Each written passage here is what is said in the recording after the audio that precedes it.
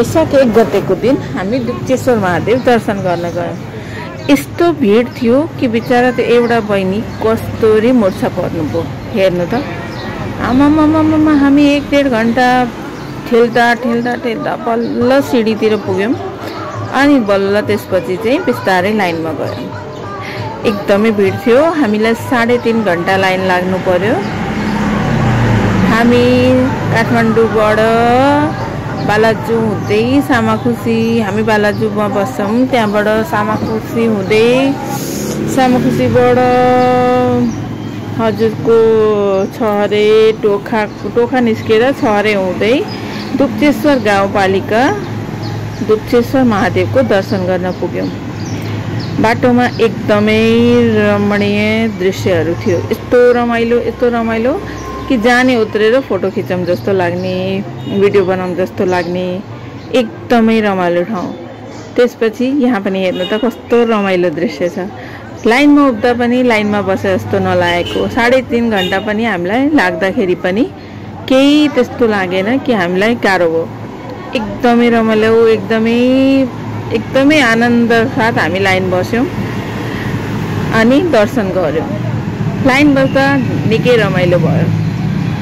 मान्छेहरू कतिले त ओहो किन तपाईँ लाइन काटेर अगाडि जानुभयो भन्छन्।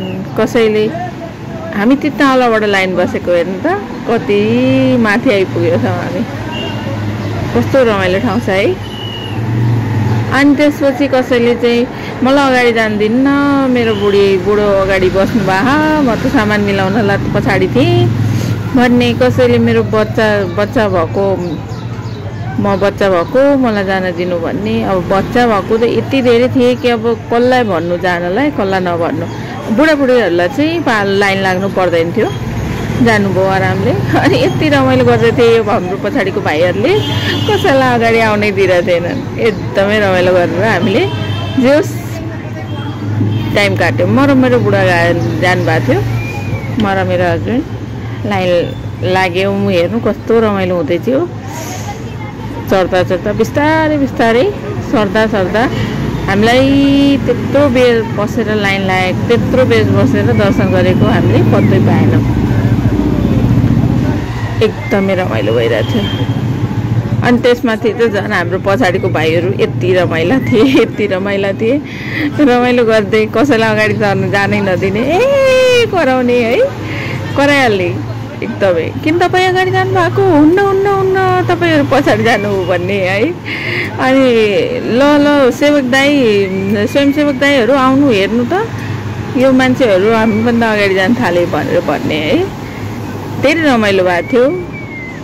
जे होस्, दुप्चेश्वर महादेवमा आएपछि जे भाकल गरे नि, जे मगे नि पुरा हुन्छ अरे। हामीले पनि दर्शन गऱ्यौँ, रमाइलो लाग्यो। तपाईहरू पनि दर्शन गर्नुहोला, आउनुहोला, सक्नुहुन्छ भने। जय भोलेनाथ, हर हर महादेव।